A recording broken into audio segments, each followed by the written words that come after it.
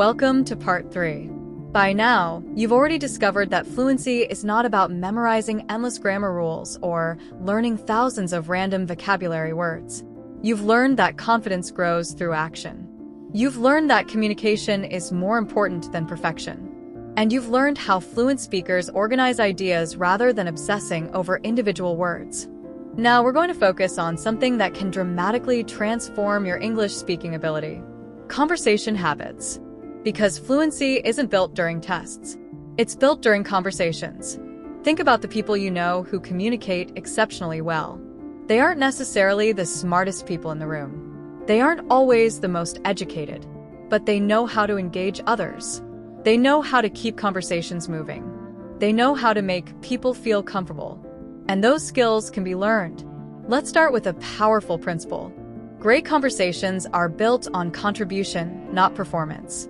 Many English learners enter conversations with a performance mindset. They're constantly thinking, am I speaking correctly? Am I using the right tense? Did I pronounce that word properly? As a result, they become trapped inside their own heads.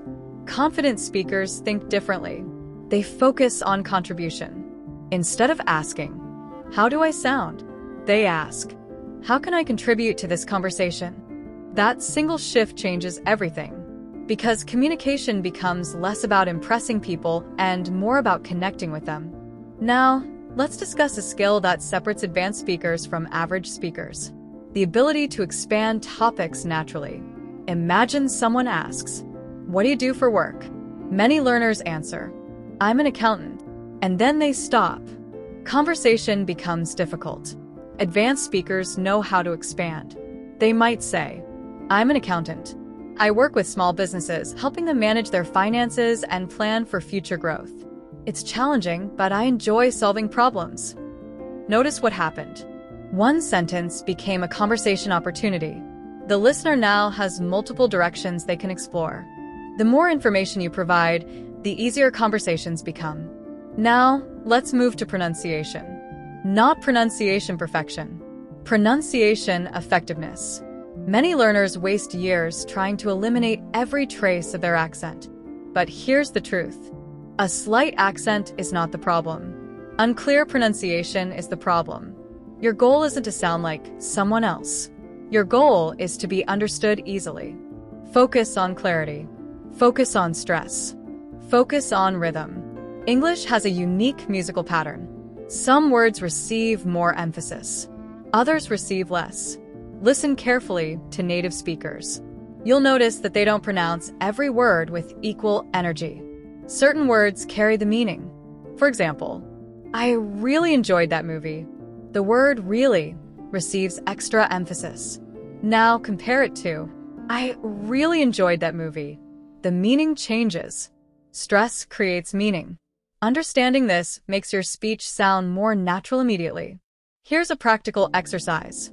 Choose a short paragraph from a book, article, or transcript. Read it aloud. Then read it again while paying attention to which words carry the main message.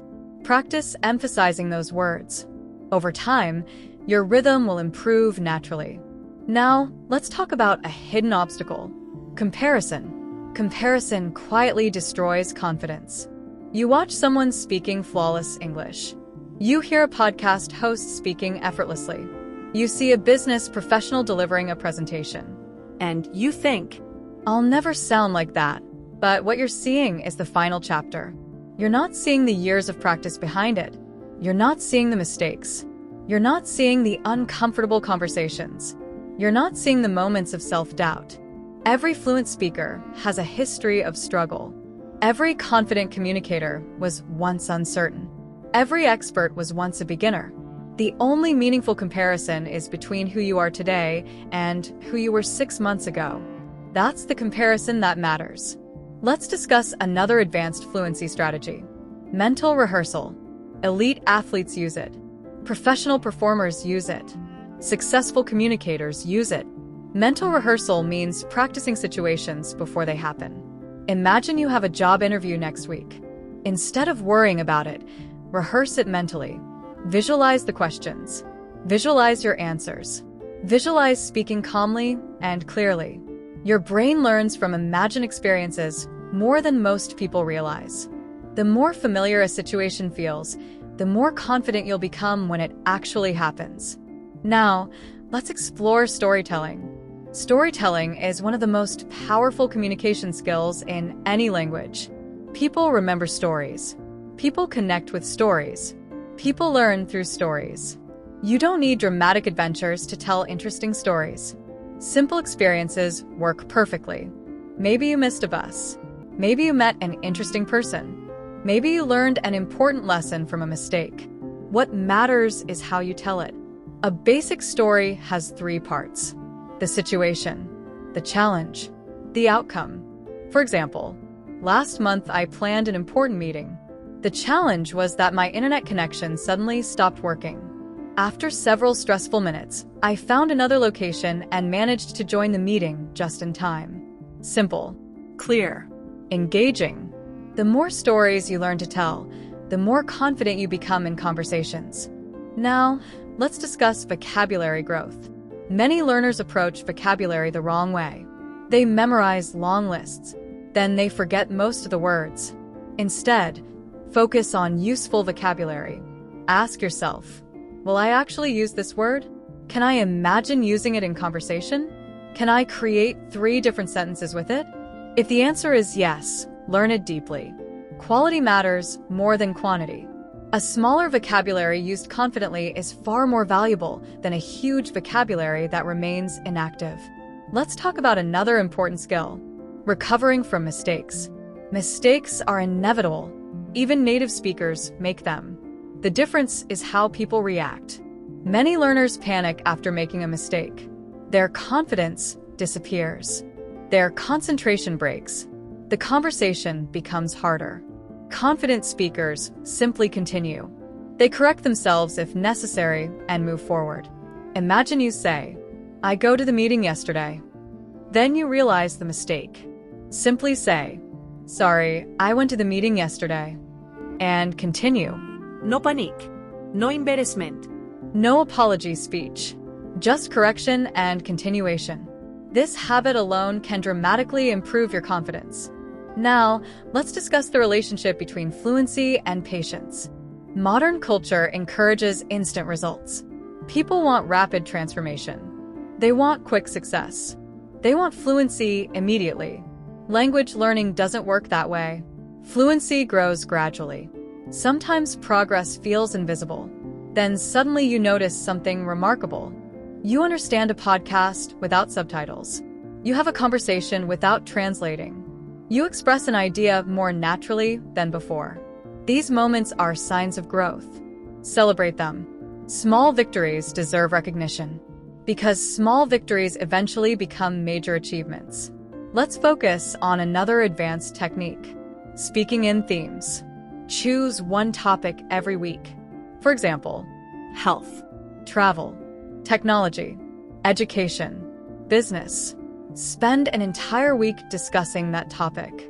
Read about it. Listen to podcasts about it. Practice speaking about it. Write about it. By concentrating on one theme, your vocabulary becomes stronger and more connected. Your confidence increases rapidly because repetition creates familiarity. Now I want you to think about something. Imagine yourself 1 year from today. Imagine speaking English with confidence. Imagine expressing your ideas clearly. Imagine participating in meetings, interviews, presentations, and conversations without fear. That future version of you is not created by talent. It's created by daily habits. 5 minutes here, 10 minutes there. One conversation at a time. One lesson at a time. One improvement at a time. Fluency is not built in giant leaps. It's built in small, consistent steps. And every step matters. Before we continue into the next section, remember this. You do not need perfect English to have meaningful conversations. You do not need perfect grammar to build relationships. You do not need perfect pronunciation to create opportunities. You simply need the courage to keep going. Because every day you practice, you are becoming stronger. Every conversation is training. Every mistake is feedback. Every effort is an investment in your future. And in the next section, We're going to dive into advanced thinking patterns, professional communication techniques, and powerful fluency habits that most English learners never discover. Keep going. Your best English is still ahead of you.